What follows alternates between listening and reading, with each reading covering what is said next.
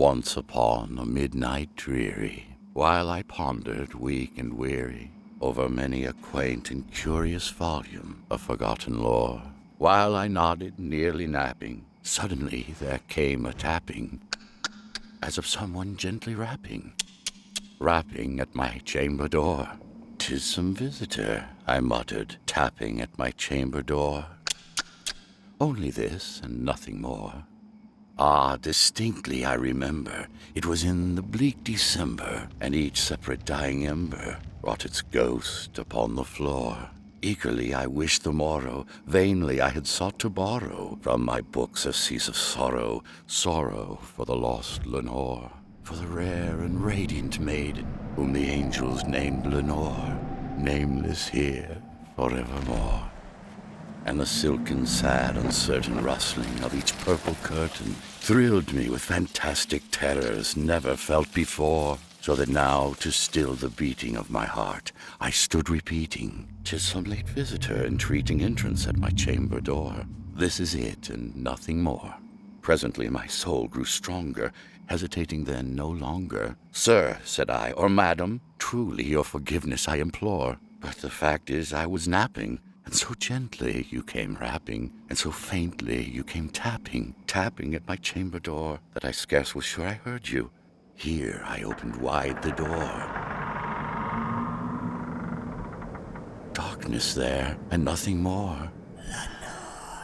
Back into the chamber turning, all my soul within me burning, soon again I heard a tapping, somewhat louder than before. "Surely," said I, "surely that is something at my window lattice. Let me see then what thereat is, and this mystery explore." "'Tis the wind, and nothing more."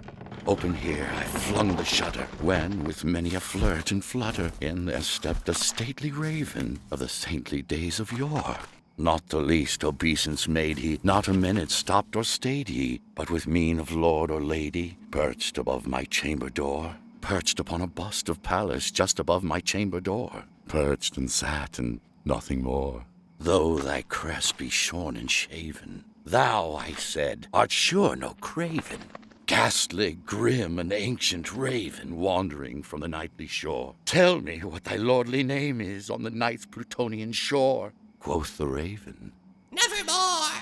"Be that word our sign of parting? Bird or fiend?" I shrieked, upstarting. "Get thee back into the tempest and the night's Plutonian shore. Leave no black plume as a token of that lie thy soul has spoken. Leave my loneliness unbroken. Quit the bust above my door. Take thy beak from out my heart, and take thy form from off my door." Quoth the raven, "Nevermore."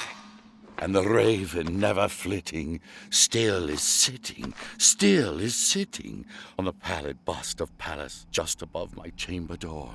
And his eyes have all the seeming of a demon's that is dreaming, and the lamplight o'er him streaming throws his shadow on the floor, and my soul from out that shadow that lies floating on the floor shall be lifted nevermore.